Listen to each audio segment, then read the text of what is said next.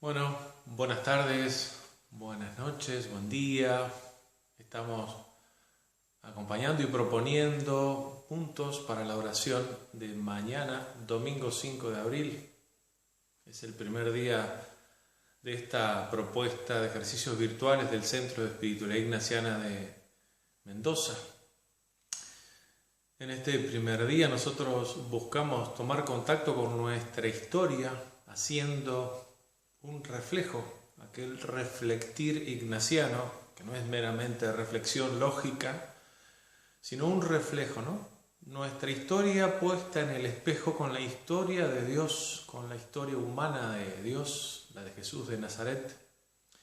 Buscamos también intuir algunas cosas que tengamos que cambiar, alguna conversión que sea como un llamado especial de Jesús, de Dios en nuestra propia historia, ¿no? Y cómo es que nosotros estamos invitados a profundizar no solo la conversión de algunas cosas, sino de nuestra propia vida entera, de una sola.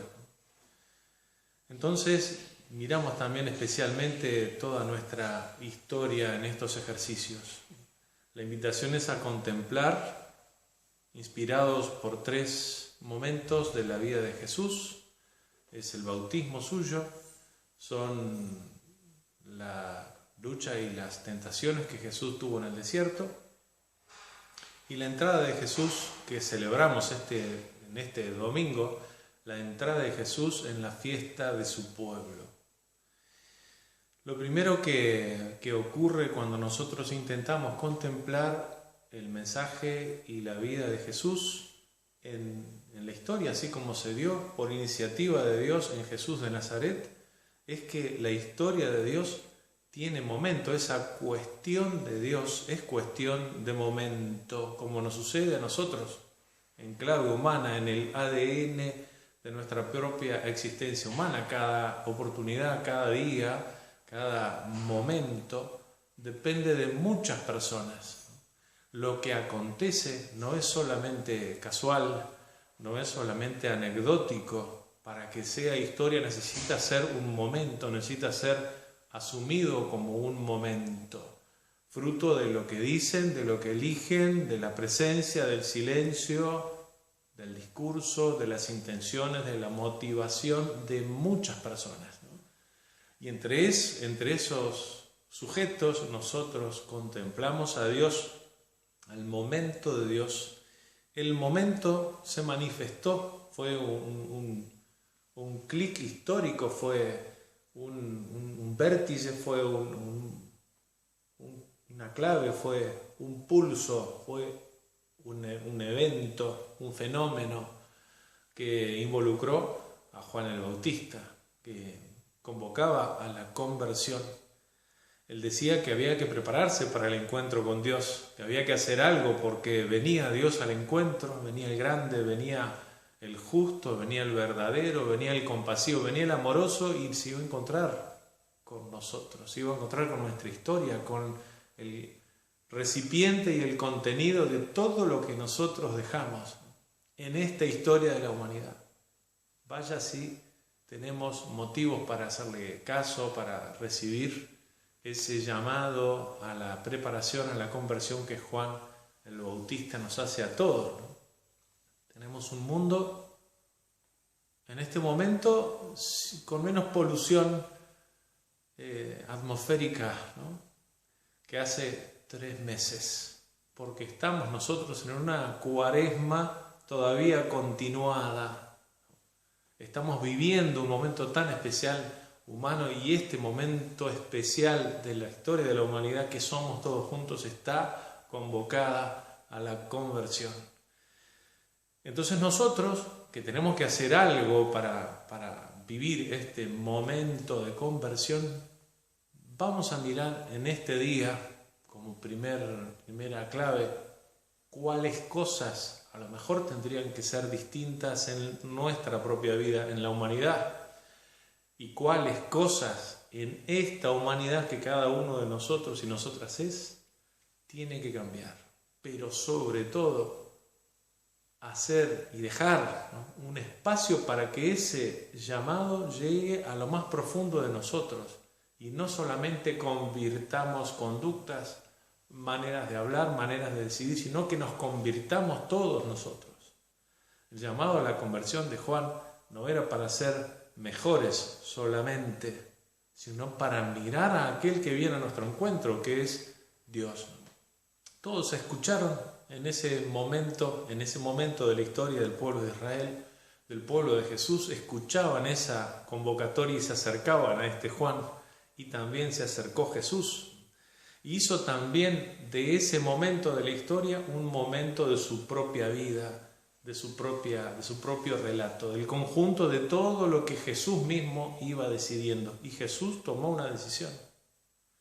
Tomó contacto con su pueblo, con la historia, y se acercó como uno más de tantos. Por eso es que el diálogo entre Juan y Jesús es tan revelador, porque hasta Juan lo esperaba de otra manera. Esperaba el encuentro con Dios como el encuentro con alguien que venía a cobrar, como el encuentro con alguien que venía a cumplir con su venganza, a hacernos sufrir por el daño que nosotros estábamos provocando. Y lo que vino fue un compañero de camino, alguien que viene con una invitación.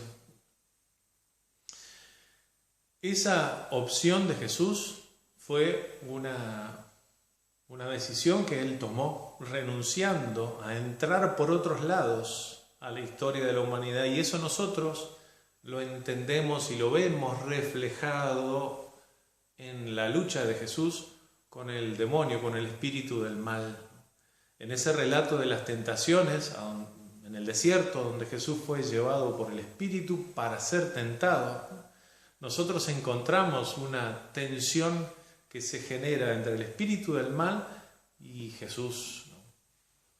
Y entonces Jesús tiene que vivir esa lucha y vence. Vence porque confirma la decisión que ha tomado, entrar a la historia del pueblo acompañando donde más duele la humanidad. No en el centro del poder, no en el vértice más alto de la estructura religiosa, no en el mesianismo como superficial, mágico, sino como un maestro, como un compañero, como alguien que viene a curarnos, a acompañarnos, a tomar contacto con nuestras miserias.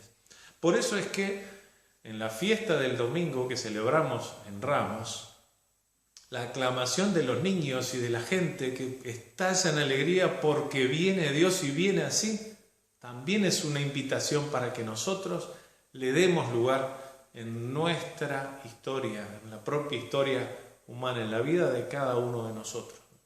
Por eso es que nosotros sí que nos animamos con la presencia de Jesús a mirar todo lo que nosotros hacemos, todo lo que nosotros construimos, nuestras vinculaciones con las otras personas, nuestra vinculación, nuestra relación con las cosas, nuestra relación, cuál es el lugar, cómo es la relación que tenemos con nosotros mismos. Y sobre todo, que es lo que por allí también hace mucho eco continuamente en la historia nuestra, es cómo es la relación que nosotros tenemos con Dios. ¿Cuál es la imagen de Dios que tenemos? Es la imagen que estaba detrás de la convocatoria de Juan el Bautista. Es la imagen de un Dios castigador, un Dios violento. Es la imagen de un Dios que viene contra nosotros. Es la imagen de un Dios que viene caminando y haciendo el camino largo hasta llegar a nosotros con una palabra de vida, con una palabra de amor, con un gesto de cercanía. ¿Cuál es la imagen de Dios?